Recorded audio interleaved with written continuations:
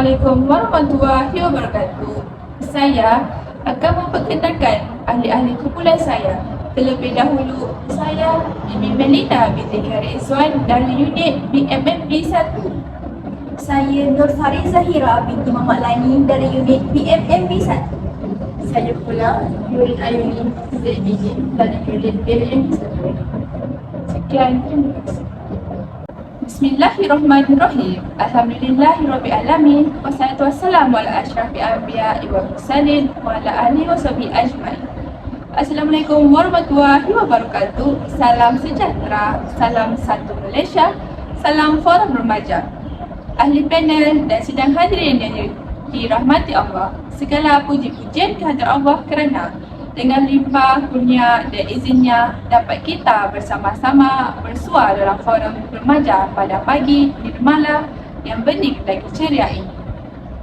Hadirin yang dihormati, sebelum saya memperkenalkan ahli-ahli panel kita yang cantik bergaya pada hari ini, izinkan saya untuk mengupas terlebih dahulu tajuk forum remaja kita pada hari ini. Tajuk forum kita berkisah tema sosial iaitu gejala buli di mana silapnya. Remaja pada hari ini bakal menerajui pucuk pimpinan negara pada masa hadapan dan merupakan aset modal insan negara. Pakatah pepatah, pemuda harapan bangsa, pemudi tiang negara. Berikan saya 10 orang remaja, niscaya akan saya gegarkan dunia ini.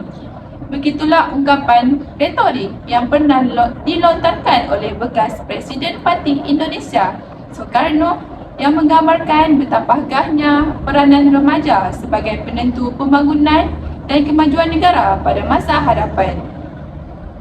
Malangnya, dalam proses menongkar arus globalisasi yang pantas bergerak bagai belut dikelih ekor ini, keuntuhan akhlak remaja semakin membimbangkan sejak akhir-akhir ini. Salah satu masalah sosial yang kian merebak dalam kalangan remaja ialah gejala buli. Berdasarkan statistik Kementerian Pendidikan, terdapat lebih daripada 14,000 kes buli di sekolah-sekolah di seluruh negara antara tahun 2012 dan tahun 2015. Dan sebahagian besar melibatkan penderaan fizikal. Kes buli yang mendapat liputan seluruh negara melibatkan seorang mahasiswa Universiti Pertahanan Malaysia iaitu Zulfarhan Osman Zulkarnain yang telah meninggal dunia kerana dipercayai akibat cedera oleh seolah-olah menjadi bom jangka yang menyedarkan kita dari lena bahawa budaya buli dalam kalangan pelajar merupakan isu yang tidak boleh dipandang enteng sama sekali. Baiklah sidang hadirin, sebelum kita menelusuri lebih mendalam topik perbincangan molek, kiranya kita berkenalan dengan kedua-dua ahli panel kita pada hari ini. Di sebelah kiri saya, saudari Nur Fariza Hira binti Muhammad Lani yang merupakan ahli panel yang pertama. Selamat datang saudari, apa khabar? Terima kasih saudari penerusi majlis. Alhamdulillah saya sihat-sihat saja. Terima kasih. Okey, seterusnya saya memperkenalkan ahli kedua iaitu Nurin Ayuni binti Zaibidi yang merupakan ahli panel kedua. Apa khabar wahai saudari? Terima kasih wahai saudari penerusi majlis. Alhamdulillah saya baik saja. Okey, kita telah berkenalan dengan kedua-dua ahli panel kita pada hari ini. Usai salam perkenalan dengan semua ahli panel, kembali kita kepada topik forum kita iaitu gejala buli dalam kalangan pelajar. Di mana silapnya?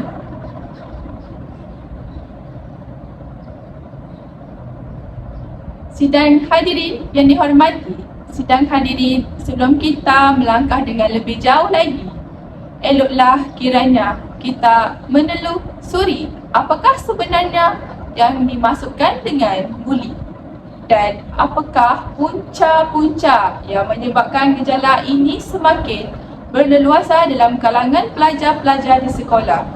Bagi menjawab persoalan ini, izinkan saya mengajukan soalan pertama kepada ahli panel kita yang pertama iaitu saudari Nur Fariza Hira binti Muhammad Lani. Mohon saudari merukaikan persoalan ini kepada semua yang hadir pada hari ini. Terima kasih. Awal bismillah pembuka bicara. Terima kasih saudari penerusi majlis. Assalamualaikum dan salam sejahtera kepada sidang hadirin yang dihormati. Menurut Nur Sasti Abdullah, buli boleh ditakrifkan sebagai sesuatu tingkah laku agresif seseorang atau sekumpulan pelajar dengan mengganggu mangsa sama ada secara fizikal maupun fisiologi dalam satu jangka masa yang panjang. Menurut Kamus Dewan edisi yang ketiga pula, mentakrifkan bahawa buli ini merupakan sesuatu perbuatan mendera atau mempermainkan seseorang dengan tujuan untuk menyesuaikan diri ataupun suasana yang baharu. Sebagai contoh, mereka berpindah. Selain itu, buli juga bertujuan untuk mempermainkan orang yang lemah dengan cara menggertak atau menakutkan mereka. Punca dominan yang mencetuskan fenomena ini ialah remaja tidak mempunyai didikan agama yang teguh. Kebanyakan remaja pada hari ini mempunyai stigma bahawa ajaran agama sudah ketinggalan zaman dan tidak lagi relevan untuk dipraktikkan pada alas ini. Keadaan ini menjadi lebih parah apabila ibu bapa sendiri pada hari ini tidak memberikan didikan agama yang sempurna kepada anak-anak mereka. Hal ini terjadi kerana ibu bapa pada alaf ini sering mempunyai tanggapan bahawa ajaran agama tidak penting berbanding dengan pendidikan akademik yang dianggap sebagai tiket kejayaan anak-anak mereka pada masa hadapan. Sikap-sikap ini menunjukkan bahawa terdapat ibu bapa yang semakin alpa dengan tanggungjawab hakiki mereka dalam membesar, mengasuh dan juga mendidik anak-anak mereka yang diumpamakan sehelai kain putih, dan ibu bapa lah yang akan mencorakkan tingkah laku anak-anak sama ada seindah warna pelangi atau semalam masa hadapannya. Berlandaskan sikap remaja dan ibu bapa yang sebegini, maka tidak hairanlah anak-anak tidak mementingkan amalan solat yang difardukan kepada setiap muslim, walaupun solat itu tiap agama yang dapat mencegah kemungkaran. Bukan itu sahaja, kebanyakan remaja pada hari ini lebih bertuhankan hiburan dan keseronokan duniawi semata-mata seperti melibatkan diri dalam black metal. Jika situasi ini berterusan, sudah pasti keharmonian masyarakat dan negara kita akan terjejas. Seorang tokoh cendekiawan pernah berkata, petanda runtuhnya sesuatu bangsa itu dapat dilihat apabila bangsa tersebut mencintai hiburan. Keimanan remaja yang senipis kulit bawah menyebabkan kehidupan mereka terumbang-ambing ibarat kapal tanpa nahkoda. Tegasnya, didikan agama yang tidak mantap mampu mendorong kepada penularan gejala buli di negara ini. Okey, sidang hadirin, demikianlah tadi penjelasan tentang takrif tentang gejala buli yang pada pandangan saya merupakan penjelasan terperinci dan menarik daripada saudari ahli panel pertama saya, iaitu Nur Farin Zahira binti Muhammad Lani. Seterusnya, saya mohon penjelasan daripada ahli panel kedua pula, saudari Ayuni, tentang punca-punca yang boleh menyebabkan remaja-remaja kini terdorong untuk melakukan gejala buli ini. Silakan Ayuni. Assalamualaikum dan salam sejahtera. Terima kasih wahai saudari penerusi. Sidang hadirin yang dihormati, perpecahan institusi kebudayaan juga menjadi pemangkit kepada peningkatan gejala buli yang melanda di negara tercinta kita ini. Antara faktor keretakan institusi keluarga yang daripada ibu bapa kita sendiri. Sebagai contoh, tiada persefahaman antara pasangan suami dan isteri membuatkan mereka tidak elak terhadap tanggungjawab mereka kepada keluarga dan rumah. Oleh hal demikian, kes pertengkaran, kes pendaraan dan perceraian semakin meningkat bagai bangkai gajah yang tidak dapat ditutupi dengan nyeri lagi. Menurut kajian Jabatan Kemajuan Islam Malaysia iaitu JAKIM, kadar perceraian pasangan suami dan isteri Islam di Malaysia berlaku sekali dalam tempoh masa 15 minit sahaja. Keluarga yang porak-poranda akan lalai untuk memberikan kasih sayang mereka kepada anak-anak remaja, yang mana mereka memerlukan pelayan dan perhatian daripada ibu bapa mereka. Kesan daripada kekurangan kasih sayang inilah yang menyebabkan ia menyumbang kepada keruntuhan akhlak dan pembentukan penghenti yang mulia. Perkara sebeginilah yang menyebabkan mereka berani buat apa sahaja yang mereka mahu tanpa memikirkan baik buruknya terlebih dahulu, asalkan mereka berasa puas hati terhadap setiap perkara yang mereka lakukan. Contohnya, remaja terjerumus dalam gejala samsing dan buli untuk menarik perhatian dan mendapatkan sekelumit kasih sayang daripada ibu bapa mereka yang mana semakin alpa dalam memikul tanggungjawab hakiki mereka.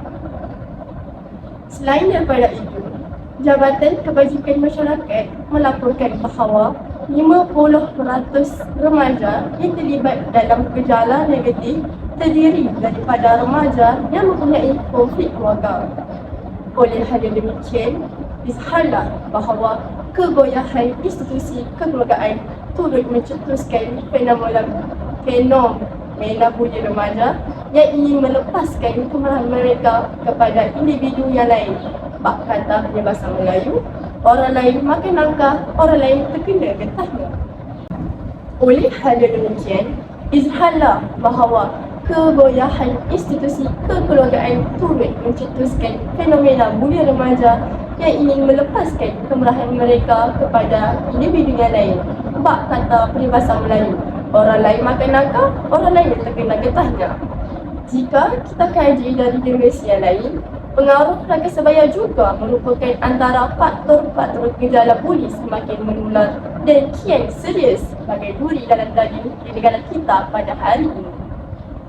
Hal ini dikatakan demikian kerana remaja pada hari ini lebih mempercayai rangka sebaya daripada ibu bapa dan guru-guru mereka sendiri. Tidakkah remaja yang sanggup menuruti kata-kata kawannya tanpa memikirkan risiko dapat dipamakan seperti kerbau cucuk? Bukan itu sahaja, kebanyakan remaja tidak ingin dipulaukan atau disisihkan oleh geng-geng mereka sekiranya enggan menuruti pelakuan dan kata-kata mereka. Remaja yang masih berbau pucuk jerengau ini sanggup mengkhianati kepercayaan ibu bapa dan guru mereka daripada mengkhianati kumpulan mereka. Sebagai contoh, terdapat 8 orang pelajar tingkatan 5 dari Kolej Melayu Kuala Kangsar MCKK yang mana telah mengugut guru asrama dengan menggunakan parang. Kumpulan pelajar ini sanggup bertindak demi melepaskan kemarahan dan berseronok tanpa memikirkan impaknya kepada diri sendiri dan orang lain. Ekuaran sikap remaja yang tersalah memuliakan menyebabkan mereka mudah dipengaruhi oleh anasir-anasir negatif seperti membuli. Hal ini dapat dikaitkan dengan petikan sebahagian daripada hadis Nabi yang bermaksud, jika anda berkawan dengan tukang besi, maka percikan api akan terkena pada tubuhmu. Pendek kata, pengaruh dan tekanan daripada rakan sebaya turut menjadi penyebab kepada kemudian buli semakin sukar ditangani. Itu sahaja daripada saya. Terima kasih. Okey, terima kasih atas penjelasan yang panjang lebar tentang punca-punca lain yang boleh mendorong kepada gejala buli dalam kalangan pelajar di sekolah. Baiklah, sahabat-sahabat ahli panel dan sidang hadirin yang dihormati, apakah kesan perlakuan buli terhadap mangsa dan apakah juga tindakan yang sepatutnya diambil oleh mangsa tersebut? Silakan Saudari Faring. Saudari dan sidang hadirin sekalian, mangsa buli di sekolah dan institusi pengajian tinggi IPTA maupun FPTA merupakan, saudari pengerusi dan sidang hadirin, mangsa buli di sekolah dan juga institusi pengajian tinggi IPTA biasanya menyembunyikan apa yang berlaku daripada pengetahuan ibu bapa, guru-guru dan pihak sekolah kerana takut dipukul oleh pembuli tersebut. Pelajar-pelajar lain juga mendiamkan diri. Kenapa boleh wujudnya keadaan sebegini? Hal ini ada kaitan dengan persepsi masyarakat memandang remeh mengenai perkara ini. Tanggapan masyarakat ialah buli sebahagian daripada budaya masyarakat tempatan, malahan seluruh dunia. Kebanyakan masyarakat tidak sedar isu buli memberi kesan jangka panjang dari segi perkembangan psikologi dan juga emosi kanak-kanak. Kanak-kanak sama ada pembuli maupun mangsa buli cenderung melakukan perbuatan seperti isu buli berlaku di IPT maupun bagi orang dewasa, kita sering mendengar bahawa isu penderaan kanak-kanak sering berlaku. Kes-kes penderaan yang menjangkau 5,000 kes setahun merupakan kesan psikologi dan emosi pendera yang dibuli semasa remaja. Jika ahli masyarakat tidak peka terhadap isu buli, maka tidak adalah perbincangan maupun komunikasi antara satu sama lain. Sekiranya perhubungan ini terus berlaku dan sekiranya perhubungan sedemikian tidak berlaku secara sendiri, kes buli akan tersembunyi tanpa pengetahuan sehingga melibatkan kecederaan atau kematian. Barulah masyarakat sedar isu ini perlu ditangani. Apabila wujud inisiatif ahli masyarakat memainkan peranan masing-masing, maka barulah kanak-kanak mempunyai keyakinan diri untuk melaporkan kes buli kepada pihak berkuasa atas kesedaran mereka isu buli akan ditangani. Sekian, terima kasih. Saya teruskan perbincangan saya pada hari ini kepada panel kedua kita iaitu Saudari Nurul Ayu. Bismillahirrahmanirrahim. Terima kasih pada penjelasan yang telah dinyatakan oleh Farid Zahira sebentar tadi.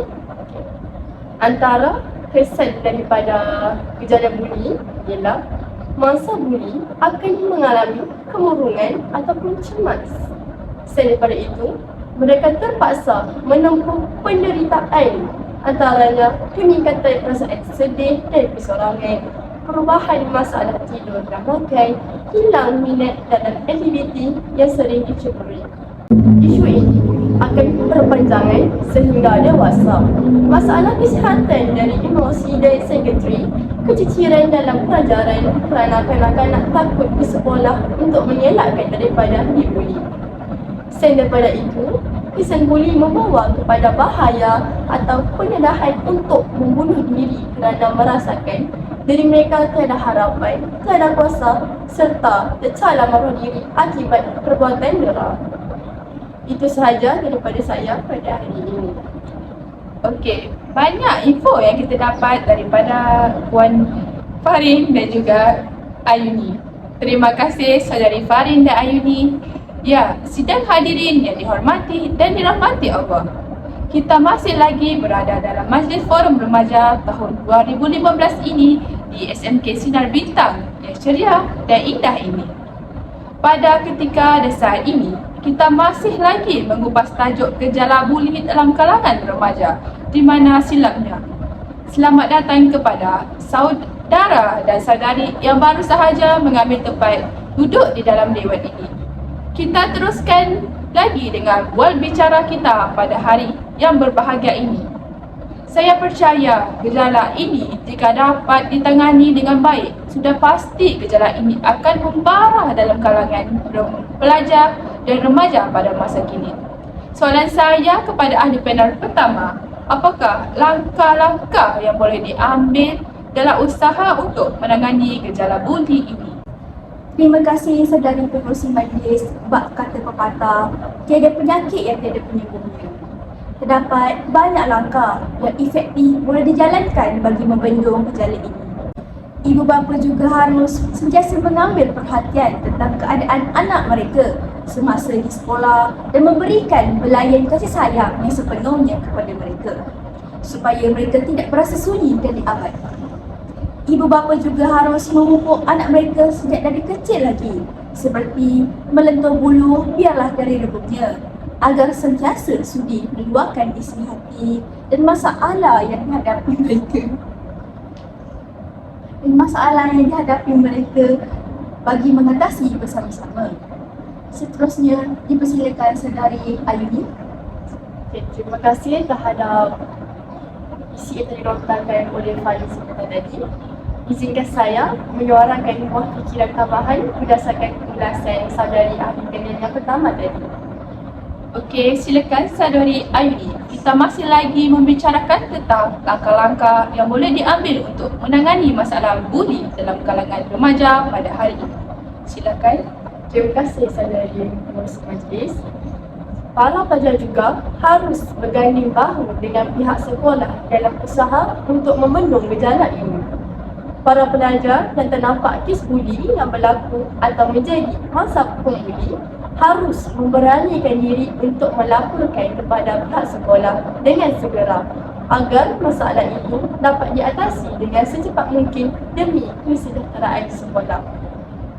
Manakala pihak sekolah yang telah menerima laporan aduan daripada pelajar juga harus berusaha mengatasi masalah itu dengan bersungguh-sungguh dan bukan sebaliknya dengan menutup kes itu dengan sesuka hati sahaja. Jika kes ini masih tidak dibicarakan, masalah kes buli akan semakin bertambah dan berluasa lagi.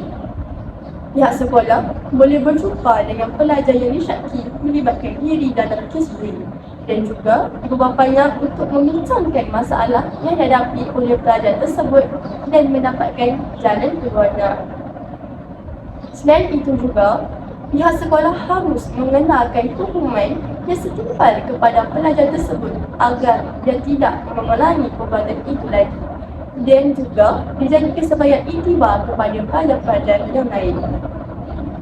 Disiplin dan patuhan sekolah juga perlu diketatkan dan ditekankan kepada para pelajar supaya para pelajar mengikuti etika peraturan sekolah dan tidak membuat kesalahan seperti pelibatan diri dalam media sosial iaitu membuli.